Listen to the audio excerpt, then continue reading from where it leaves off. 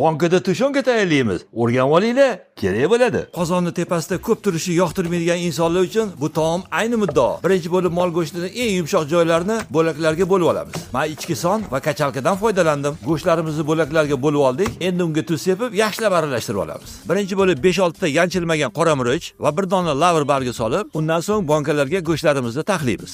Suv umuman solmaymiz. Go'shtni o'zidan chiqadigan suvi yetarlicha bo'ladi. Xohlasanglar ozgina sariyog' qo'shib yuborsanglar, yana ham mazali bo'ladi. Bankalarning qopqog'ini yaxshilab yopib, qozonga taxlab olamiz. Ustidan muzdek suv quyamiz. Ana undan keyin olovni yoqamiz. Shunda bankalarimiz yorilib ketmaydi. Pishish vaqti esa 7-8 soat. Taom tayyor bo'lguncha esa Rozimeta brendidan alpomish kolbasalari bilan dasturxonni bezatamiz. Alpomish mahsuloti ta'm kuchaytirgichlarsiz, sifatli go'shtdan soyasiz ishlab chiqariladi. Yanada to'yimliroq va mayroq bo'lishi uchun esa unga tabiiy sariyog' qo'shib tayyorlangan. Asosiysi halol sertifikatga ega. Qozondagi suv kamaysa, unga faqat qaynab turgan suv qo'shinglar. Agar so'q suv qo'shsanglar, banka yorilib ketishi mumkin.